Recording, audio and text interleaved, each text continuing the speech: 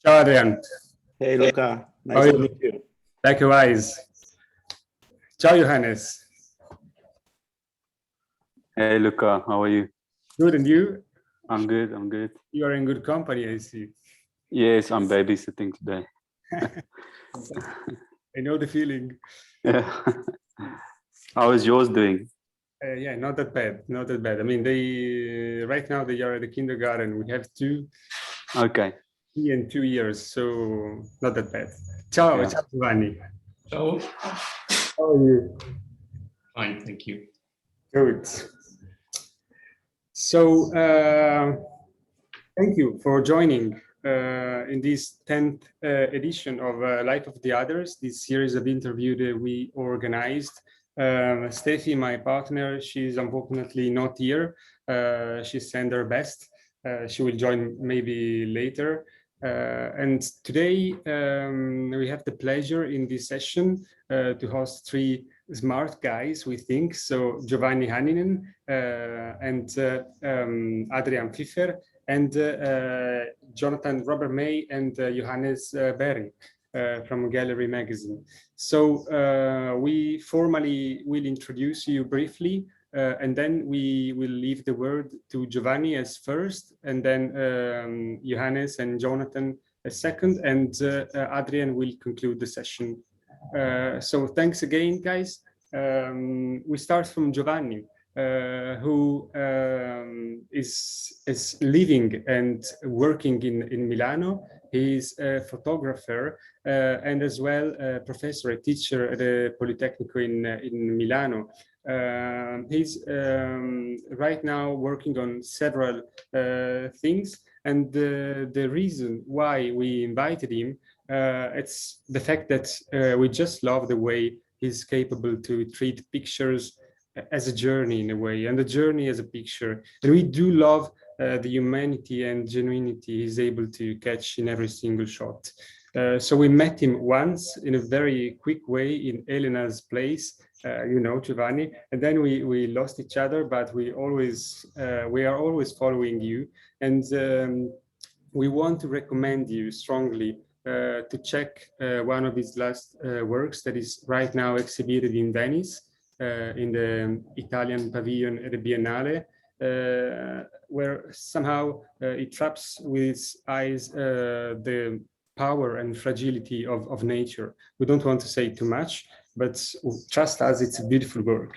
And we leave you now the word, Giovanni, and thanks a million for joining Fake Authentic Life of the Others. Thank you. Well, thank you once more, Luca, and we also have to thank Elena as a meeting point, a melting pot for everything that also for letting us meet. So, well, thank you for the introduction, and I think it has been very challenging to try to understand or how to concentrate the topics of fake and authentic in such a small time.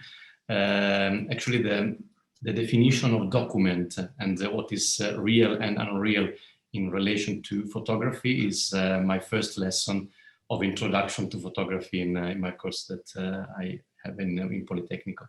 So it's impossible, of course, to talk about this at the same time in 20 minutes, but I'm following the rules that Luca has given me. So I'm now sharing the screen.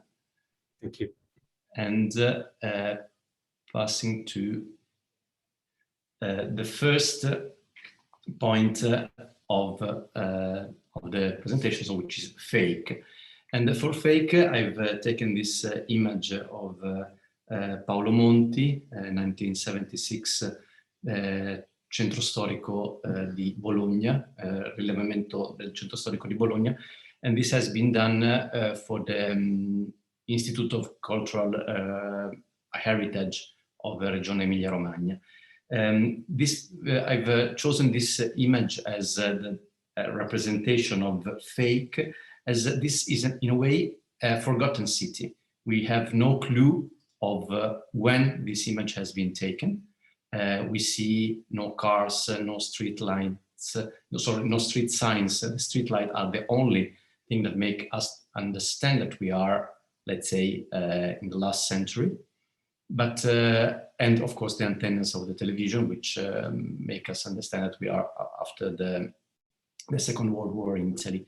But his idea, and I find this quite a prodigy, I imagine him sitting in his office. He was not a photographer till he was around 40. Then he started his passion and became in a few years very famous all around Europe. And I imagine him in his office receiving a phone call and saying, Paolo, we want you to photograph the city center of Bologna. And he said, well, what's the problem? Of course, you just have to empty the city, empty of cars, empty, remove every kind of thing that make you understand in which moment you are. And I think that this, of course, is a fake, but it's a fake that enables us to see how the place is in reality, apart from the historical moment here and now. And so it becomes, in a way, more real than an image taken with cars and with everything that is there. The second image I wanted to show you as authentic is an image. It's one of the most famous images of the Battle of Gettysburg. We are in 1848, if I remember correctly. This is Alexander Gardner. He was, let's say, war photographer. And well, you know the ethics of war photographers right now with WordPress photo and etc. You can't move. You can't move anything. You can't. Sorry, there's an echo. You can't move anything. You can't subtract or manipulate even the colors. Well, he arrived, I imagine him with a huge box, which was the size of a photographic camera at the time, and arrived to the Battle of Gettysburg after everything had changed, and he made this photo. And this has been considered authentic, and it's in the books, history books of every child and of the United States. But a few years ago, 30 years ago around, an historian has showed us that this image is a fake, in the sense that the body has been moved. So we see other images that have been made before that show the same place without the body. And so the body has been moved in order to better represent the place. So in a way, it's like this is a real thing that has happened, the Battle of Gettysburg, and his way of making it more real was to make it fake. So to place a body, to place the gun in a place that better represented what had happened. So the question now is this a historical document? Is this real? Is this fake? What is the meaning of reality in the realm of photography? Well, let's pass to the next one. So iconic. For iconic, I thought about one of the early works of Gabriele Basilico. We are in the late 70s. This is one of the images of Ritratti di Fabbrica, the cover of the first edition. And Gabriele understood at the end of the 70s that Milano was in a moment of change. Milano was starting to pass from an industrial to a post-industrial or non-industrial city as it is today. And this was in a way the moment of pause, where something was about to happen.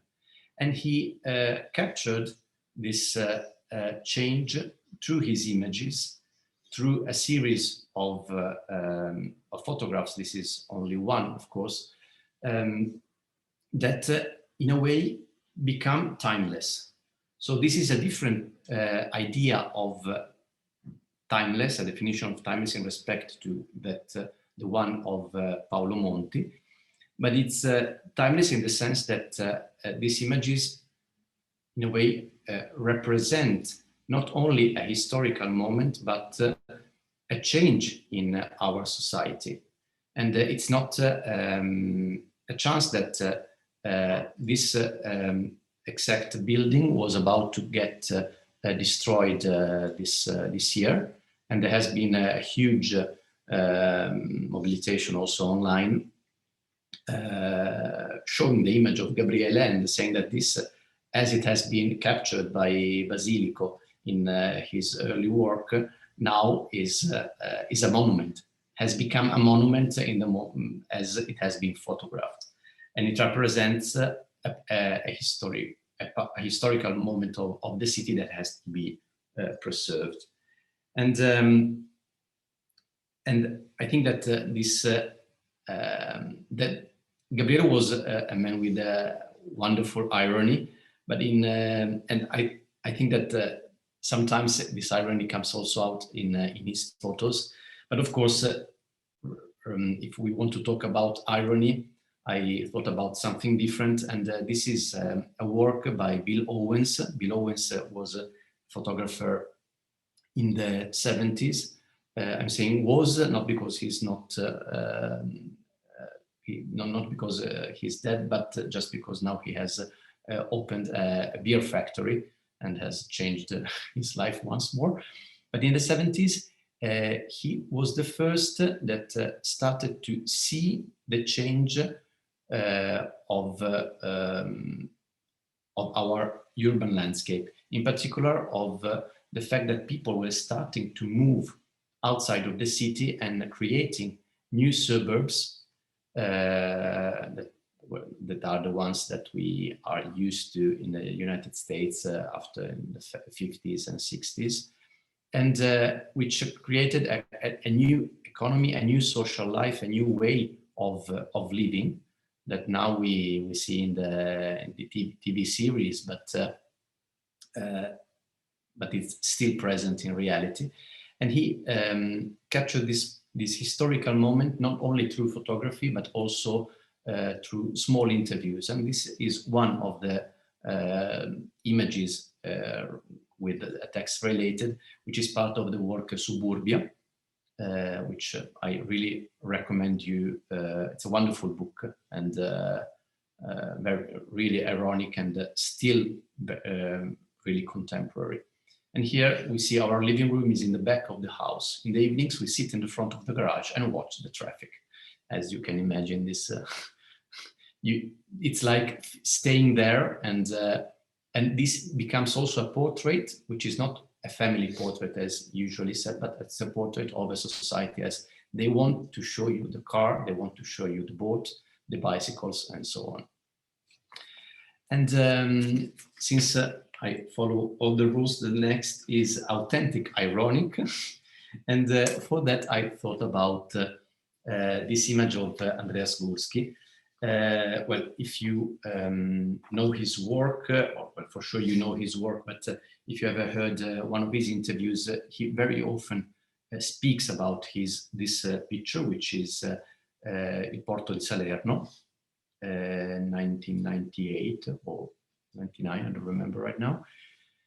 And the importance of this picture is not the picture itself. It's the fact that when Andreas Gursky presented this work in a gallery, a huge print which has been sold at an auction, I don't know how many million, I think it was 3 million. This picture is one of the highest value for a printed photograph. He said to the critics and the journalists one very small and, I might say, silly thing. I've changed the color of a car. And well, in Italy, we have these two comics who always who would end this sentence as with "esti cazzi," with "who cares?" You've changed the color of a car. And so, well, in the realm of the representation and the link between reality and photography, let's think about all the people who photograph the food they are about to eat to show that they are just doing it and it's real, or they have to make a selfie with someone in order to show that they have done something. In this realm, the sentence saying, "I've changed the color of a car," makes everything tremble. So at once you say, okay, but so what I'm looking, is this real? Is this fake? So your reality, as you see it through photographs, starts to shake like a sci-fi movie. And after that, a few years after this sentence, Gursky started to build his own world, passed into the digital realm, in which he builds his own cities in a way, builds his own representation of our society. And in this sense, I think that the link between photography as real or fake is not in the photograph itself, it's not in the object, and of course not in the medium, but it's in the trust that the public gives to the author. It's how the author represents reality, which is not the count of how many black cars, how many red cars, or how many white cars. Is how I want to represent you something. And this is the main point. It's the trust that the public gives to the author in order to make him accompany the audience into a voyage, into a way of expressing and representing reality. And to end, I'm still in my 20 minutes. I wanted to show you a work that has not been shown yet, and hopefully will be in an exhibition next year. And this is a work that Giovanna Calvenzi, the wife of Gabriele Basilico, asked me to do, because one of the last works of Gabriele, Mosca Verticale, was meant to be a triptych. So it wanted to be Moscow, Milano, and Madrid. Gabriele unfortunately didn't accomplish this task, and Giovanna Calvenzi asked me to do Madrid, and Marco Introini to do Milano. And the representation is these three cities are in a way circular, have a circular symmetry. And I had never been to Madrid when I did this work already 3 or 4 years ago. And my way of looking at the city, as I had done or with other projects, was through the maps. So I started to look at the city with a map, and then went, not physically, but virtually, in a fake way, into the city with this Google Earth, so three-dimensional virtual maps. And here we see a representation which has been built only through three-dimensional visions of different images taken by satellites and information of height and structure. And here I decided the point of view, the height, the moment of the day in which to make the photo. And here is the picture. And I did this for around 50 different places all around Madrid that in a way created a kind of a catalog of the city surrounded by these two circular highways, which are the M30 and M40. And so here we see some difference, but the idea is, again, what is the representation? Why photography is more real than a virtual map? We have lived a year in which the virtuality, so the way of what was on our screen was the most real thing actually. And why this is less real than a photo, or is a photo real? What is our degree of understanding of the space? How photography can change this? Well, once more, I think that photography can, through the eye of the photographer, through the point of view the photographer chooses, which is not only where he places the camera, but what he wants to represent and what he wants to tell. Well, this is the added value of photography. It's not just a representation one by one, which can be given by a map, which can be given by a satellite view or something else. And in this sense, I remember once I've traveled with Elena Quarestani that Luca was referring to. We have done wonderful work in India in 2012, following this huge printing machine, which was called Roland. And once I started to photograph looking only up the city, and then a few months later, Elena called me and said, I've changed completely the way in which I look at the city. So I think that the added value of the photographer is not the photos themselves, but how you can change the point of view of your audience. And this is, I think, the most important and interesting thing. So my time is finished. So thank you, Giovanni. I think taking on what you were going to conclude, I think it was very beautiful what you said before, talking about the image of Basilico, that photography can create somehow icons or monuments, even if those kind of buildings are not properly made to be monuments. I think you really have a strong position in that. And so we thank you for joining us. I would conclude saying, Esti cazzi. And thanks a million, Giovanni. Hope to see you very soon. Hopefully, yes. Okay, we go now to the second guest of the day. So it's Jonathan and Johannes from Gallery Magazine.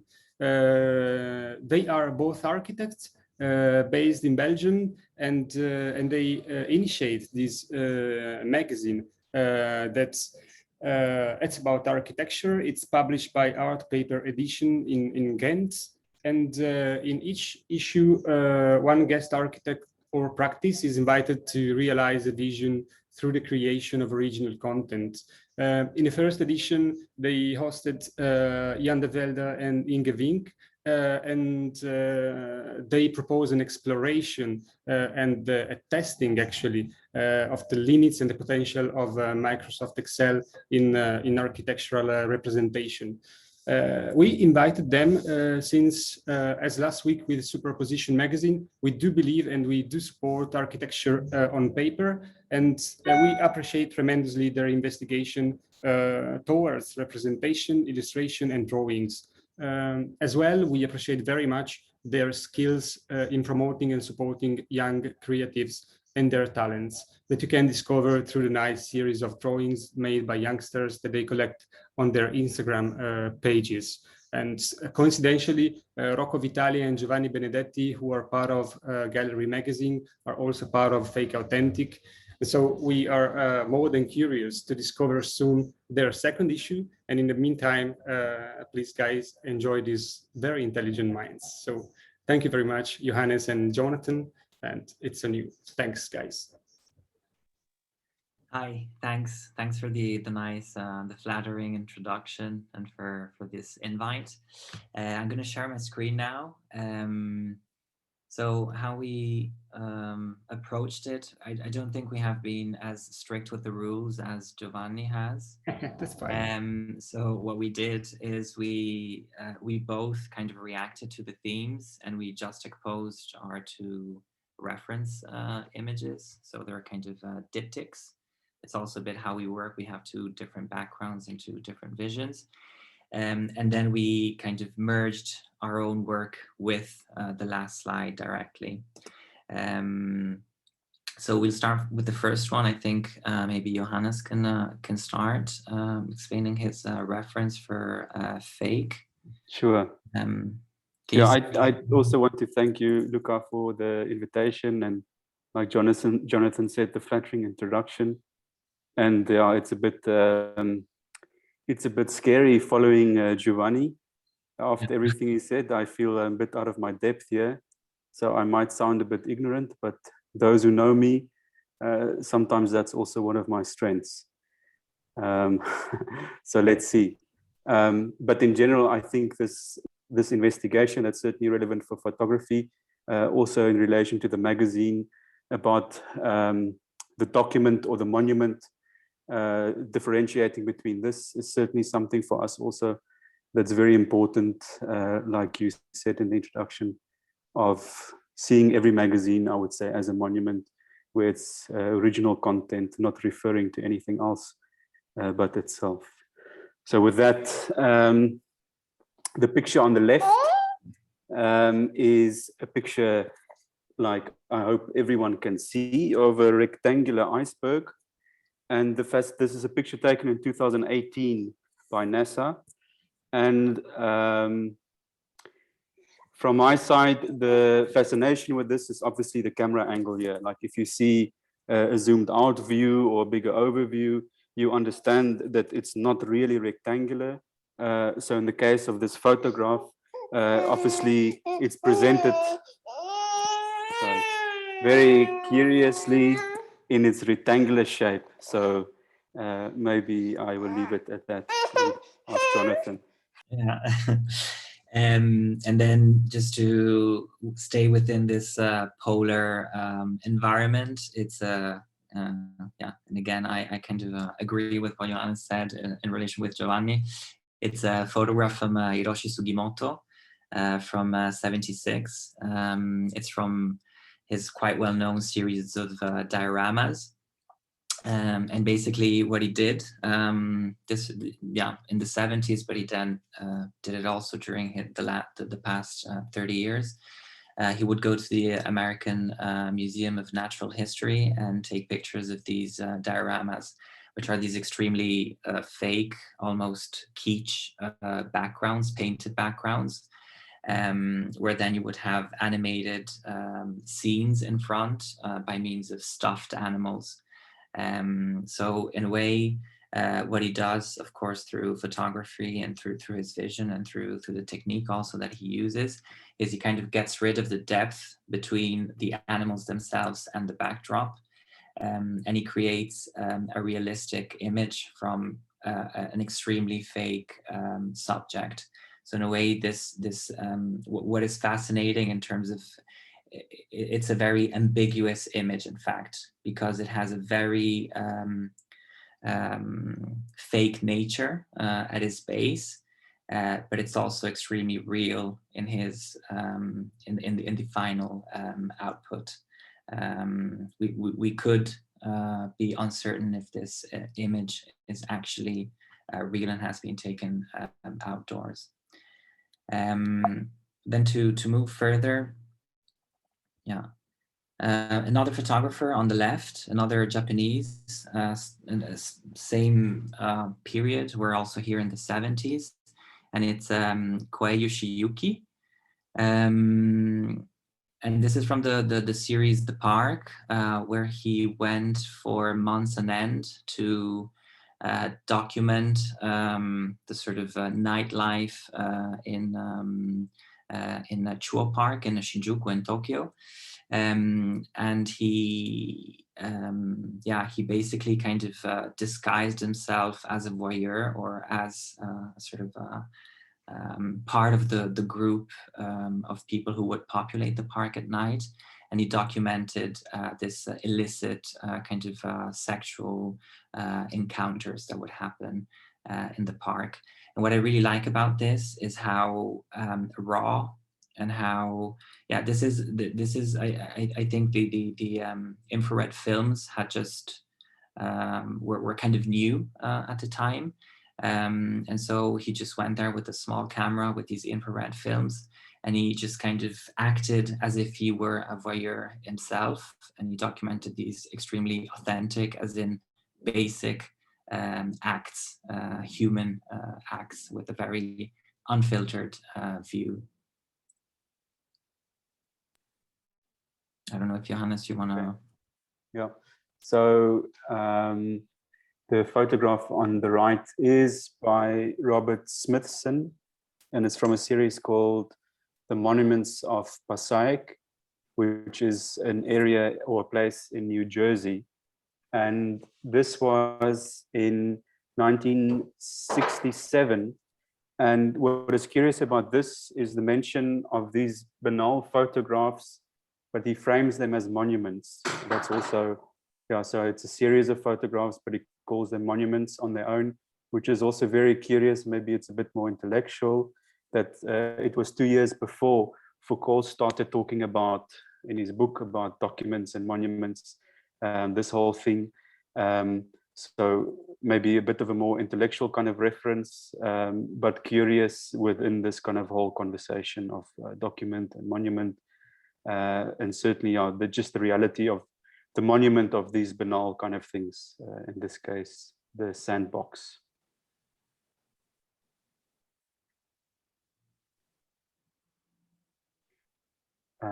What was the theme here? Iconic, I think. Yeah. Yeah.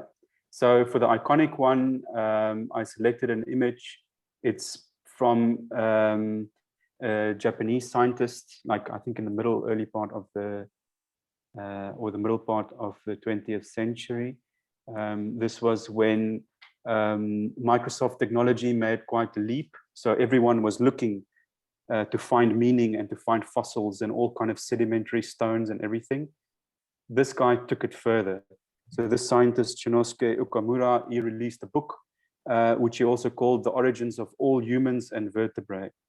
And in this theory that he formulated of finding what he thought was fossils, millimeters in dimension, was the origins, like the title suggests, of all humans and vertebrae, that he formulated this whole theory behind it, that evolution started millions of years ago, where humans were 2 millimeters high, and this evolved into our shape and form today. So the reason for choosing this iconic, like in his selection or in his book, this image is quite iconic in the sense that it really explains his approach of, I would say, probably like apophenia or pareidolia, finding meaningful things or seeing things like meaningless noise. But then he takes it a step further to give it meaning. Obviously, making this anatomical drawing next to it, you can see the process of thinking also. Yeah, that's more or less it. And on the right is a picture of the fallen astronaut, which is this tiny sculpture. It's probably, yeah, it's around 8 centimeters. It's an aluminium sculpture that has been made by a Belgian artist, Van Hooijdonk, and has been left without anyone knowing on the moon during the Apollo 15 expedition, together with a commemoration plaque for other fallen astronauts in previous expeditions. And I thought this was interesting in terms of scale of what we consider iconic in terms of scale, but also in terms of context, because of course this relatively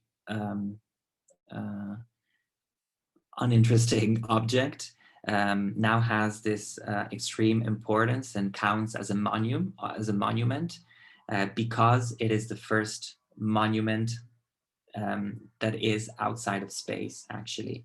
So this is formally the first art installation in space. And it's also interesting because this whole musification of space or of the moon and of Mars is quite interesting, because in fact, what's happening is the space is being colonized by sort of involuntary monuments, because it's objects and pieces of equipment and pieces of machinery that is just left there. and to which we attribute extreme importance. It's all of these areas are actually protected by NASA as areas of cultural interest.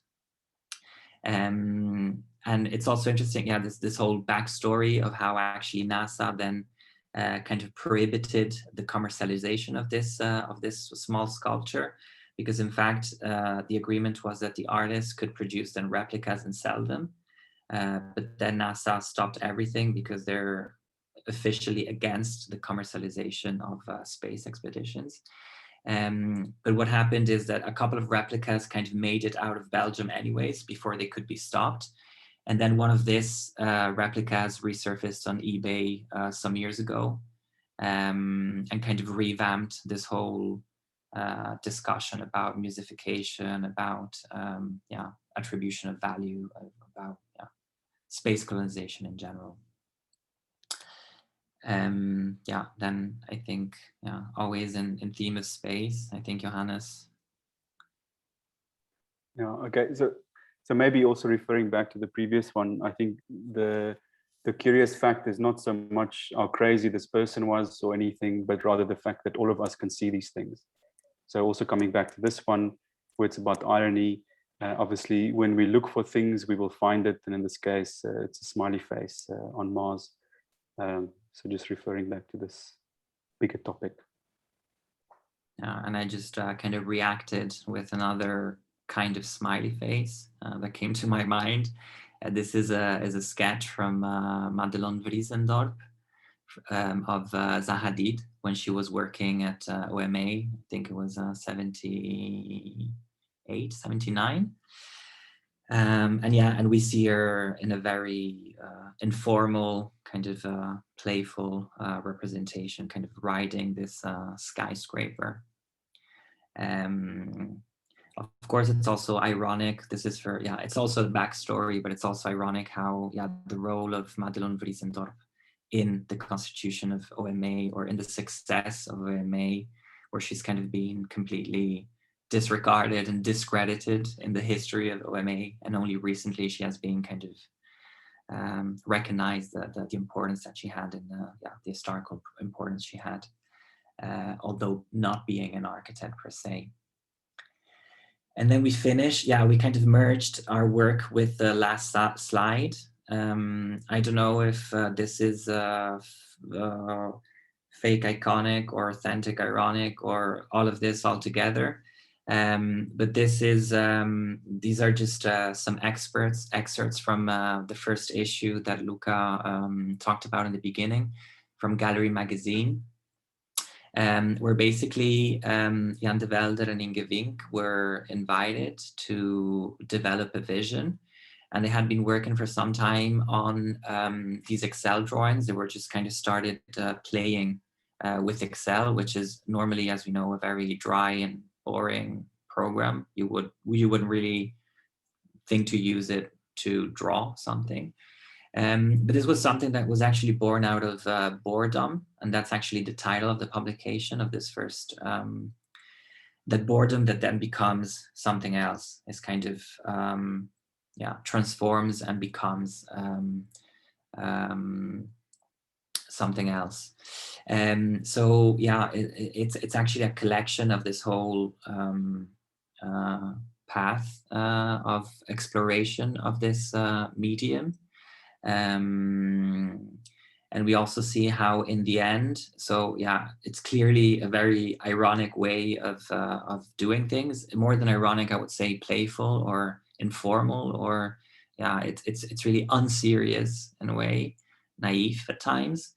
And then it's also interesting in the end, because they kind of we kind of went full round. The drawings became from kind of illustrations, then they became representations of built work.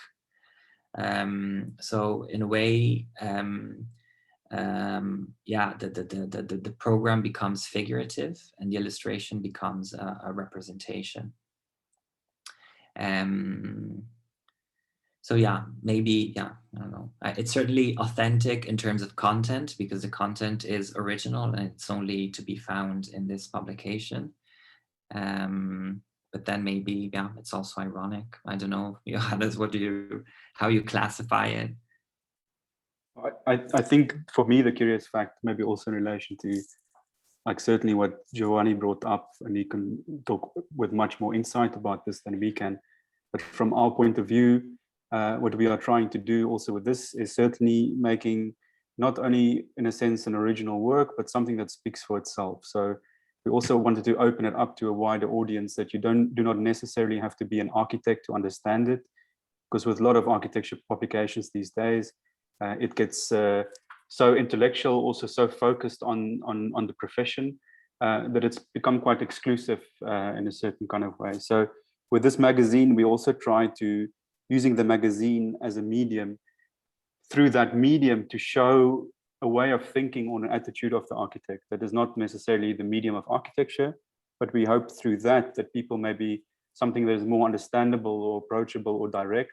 With that, they could understand an approach or a way of working, and with that maybe interpret the architecture, if they're interested enough afterwards, with a new eyes or new insight. And the same for people that already know the work, maybe with this insight, they can also do that. So for me, the curious thing about this issue, also this work, was, like Jonathan said, also with these XLs, it's very direct. You can see how it's constructed. So there's no external reference to the whole thing. With this boredom, you feel that there's a journey, like a search to find something. And like Jonathan mentioned, eventually it becomes representational. And that's also the end and the death of it to a certain degree, which is quite nice. And I think curious in the magazine that it ends in that kind of way. So that's my 2 cents. Maybe the only thing that I can add more is that we are, for the second issue, working with Bijoy Jain. That is obviously going to be very contrasting to this, but the attitude from our side remains the same. With a different attitude, obviously, we also expect a very different outcome. I'm not sure. Maybe I said too much or too little, Jonathan. No, I think it's good. I think we're perfectly on time. Okay, great. Somehow. I think it's perfect. Thank you, guys. Thank you so much. No, it was really brilliant, I have to say. I mean, you brought us to the space and then to Japan and all over the world. And I mean, it's the beauty of this series of interviews. We think it's also the personal contribute that each of the guests is bringing on the table. So thanks for telling us this amazing story of these puppets, the first monument in space.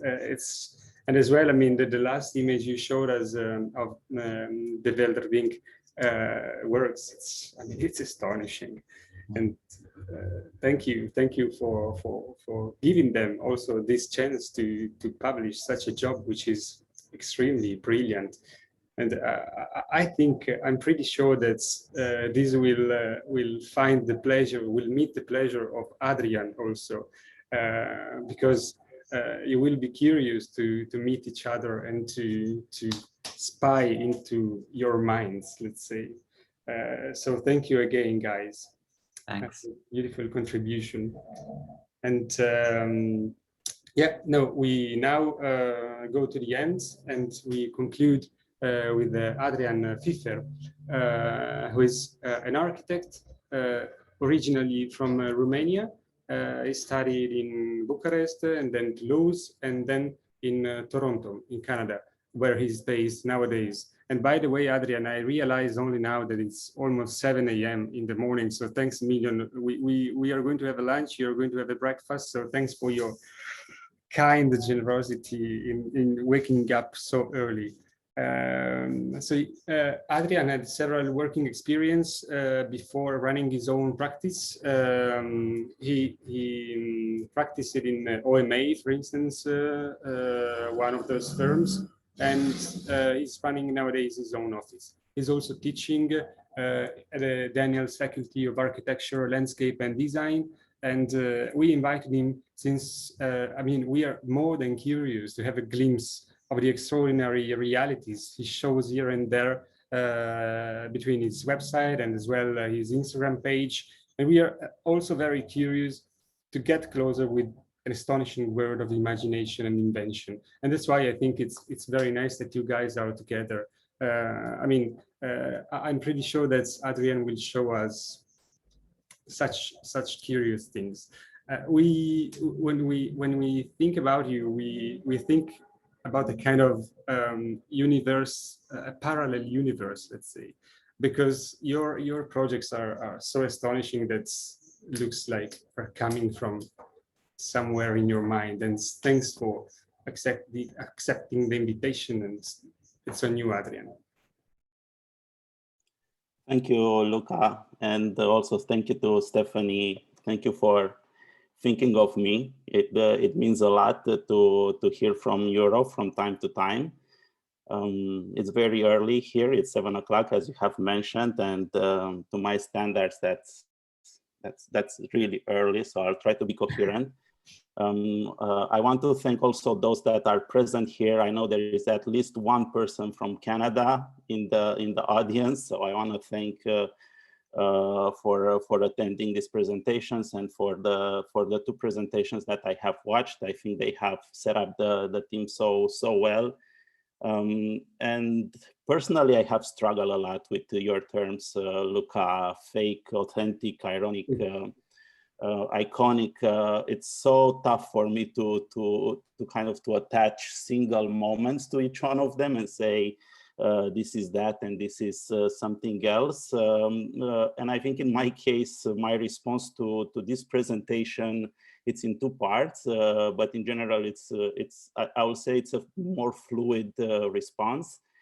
I will share first a very short video, a 1-minute video that you should have sound as well. So please let me know if you cannot hear it. And then following that in rapid fire, I'll go through one project. And I think both parts really speak about what I think when I think about fake, authentic, ironic, iconic. Well, let me just share my screen.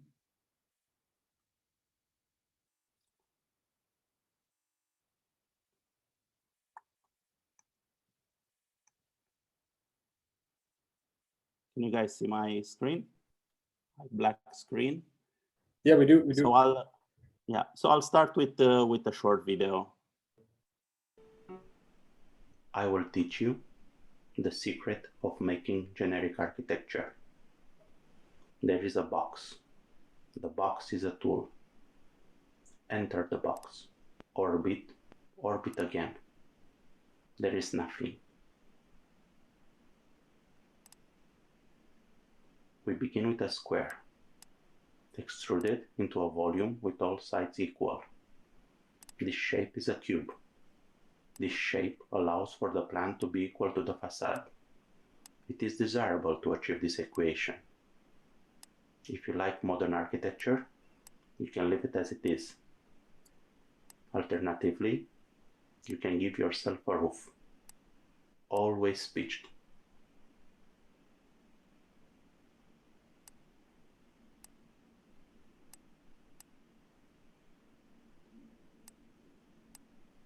Add a door,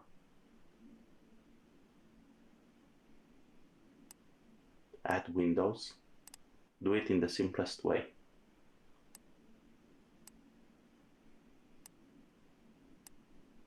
Click render.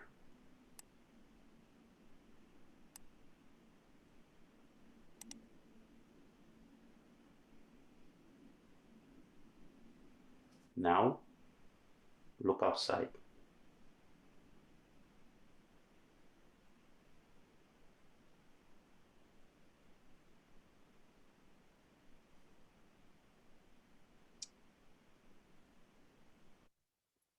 This was a short movie which we did 2 years ago, and as you can see, we have done this movie as some sort of a commentary on our current anxieties of our profession, or my personal anxieties with practicing, and again the relationship between where does our profession lies between representation and what becomes built. And I think it's also, as I said, something that embodies something fake, something authentic, something iconic, and something ironic. And it's some sort of the Flintstone version of Rhino. And this short movie is part of a 5-part movie where we looked at the different aspects of generic architecture. And I invite you to watch this movie on our website. It's titled The Hero of Generic Architecture. So this is one part of the way that we practice, and I guess I'm hoping it's a clear representation of how even in the practice, I wouldn't say that I'm not concerned with these terms. I'm just embracing everything that comes my way, rather than kind of trying to build up categories. 2 years ago, we managed through some strange circumstances to get into a final of an installation along the Saint Catherine Street in Montreal. This is the location of the gay village in Montreal, and what they wanted was some sort of an installation above the street. It's a very large or very long project. 1 kilometer and 5 meters. We got into the finals with this sketch. We basically sent a few renders of something that looks like a cylinder floating above the street. That could be the installation that will make Montreal an icon. And this is the final image from the competition. When from the renders, we enter into the presentation with a very large model, and we try to convince the jury that this is inevitable, but it ended in a very ironic way.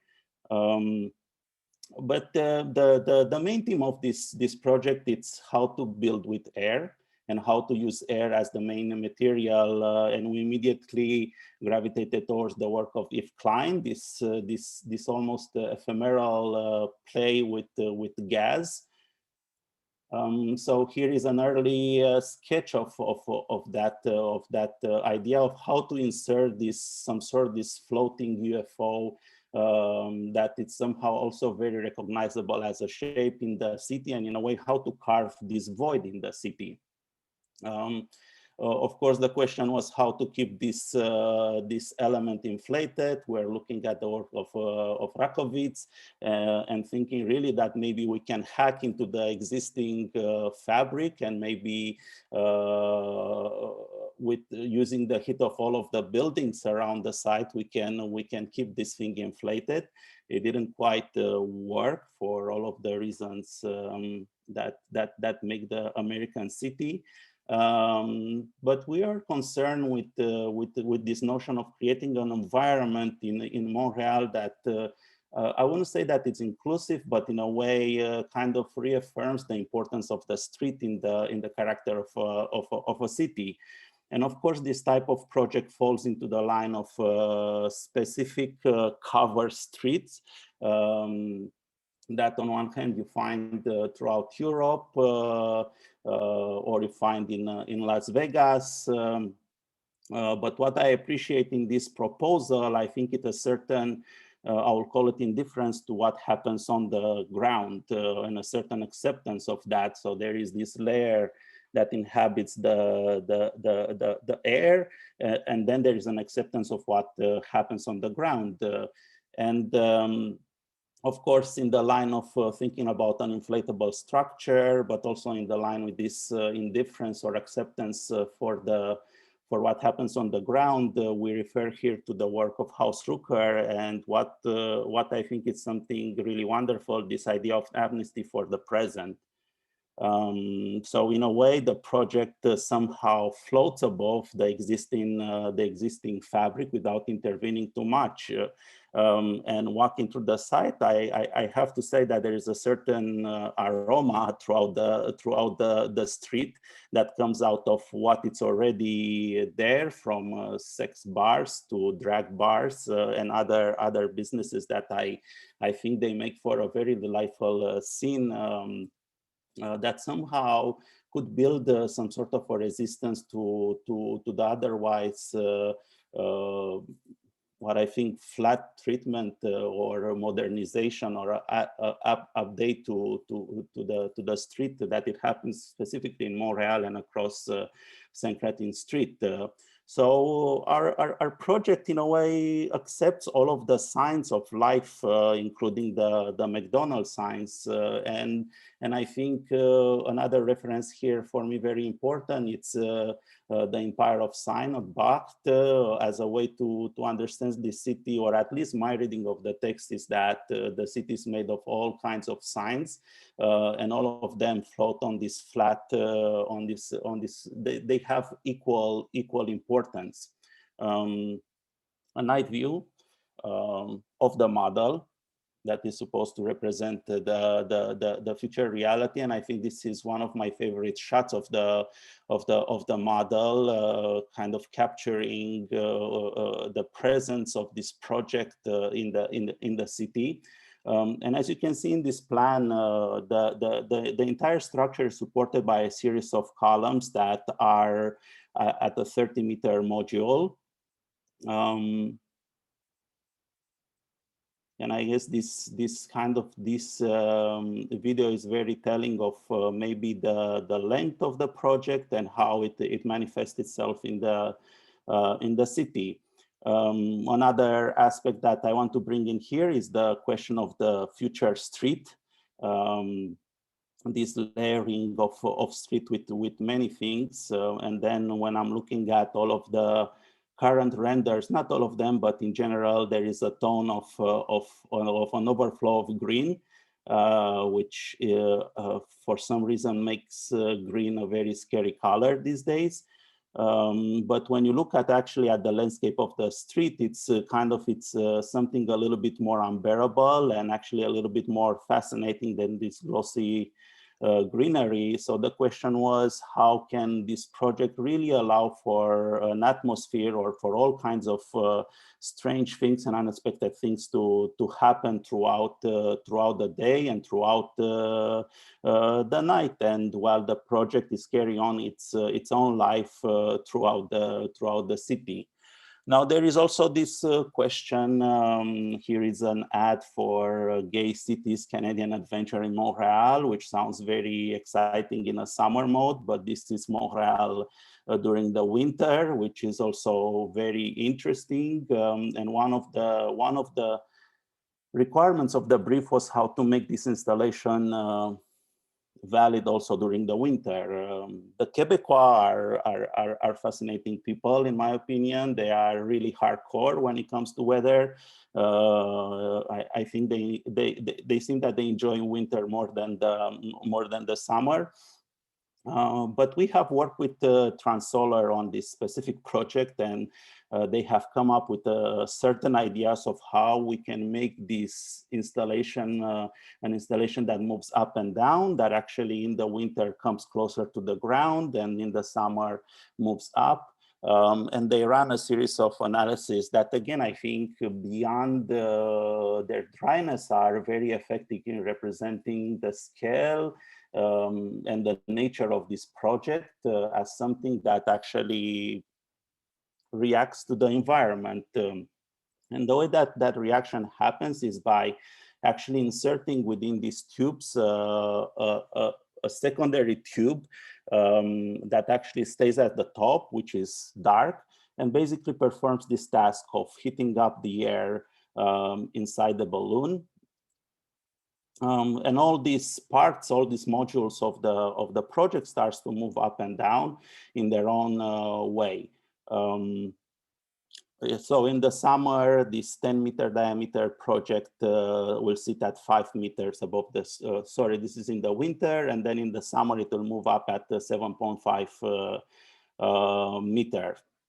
And again, a series of very iconic diagrams from Transolar showing on the left what is the current condition at the street and how the proposed design can affect and can create a series of microclimates at the street level. Interesting how this whole structure interacts with the weather, with rain, with snow. A short video of the rain. This is a test that we did on the model, and we thought it's quite beautiful and poetic because the water actually comes down to the middle and creates this line of thin waterfall in the middle of the street. And then in the winter, it almost carves out into the heavy winter ice and heavy snow landscape of the city. And maybe just to show one last aspect of the project, this was a ETFE project. We picked ETFE for many reasons, for its qualities as a material, its aspect, its ecological aspects, I will say. But then every time when you look at the project done out with ETFE, I cannot help myself but just think about this Arnold Schwarzenegger flexing so much. But if you ask, you know, a plastic construction inflated what it wants to be, it wants to be round, and it wants to somehow always go up. So this was a test kind of figuring out in the end what the hell we are doing here.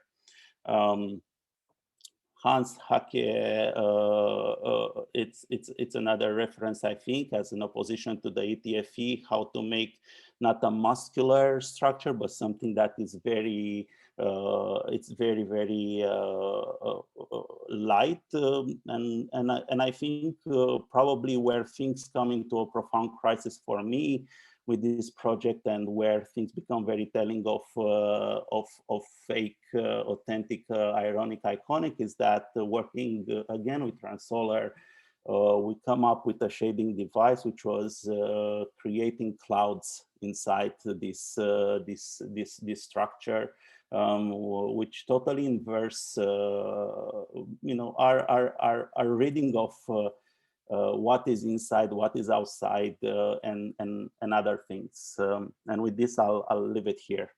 Thank you. Thank you. Thanks a million, Adrian. It's very inspiring and curious. I mean, if you are able to build a cloud catcher, it's a dreamy thing. Very much looking forward to see the further step of these. And no, thanks a million. Just Google out the work of Adrian Phiffer. It's amazing. So again, we formally thank you for taking part to this small lunch break, breakfast break for Adrian, and we invite you on a Wednesday session with Ganco from Milano, Ortali Verrier, and TAB Collective from Austria. So this Wednesday at 12:30 on this channel. Very welcome, everyone. Thanks a million again, and have a great lunch. Thank you. Bye-bye. Ciao a tutti. Thanks. Ciao.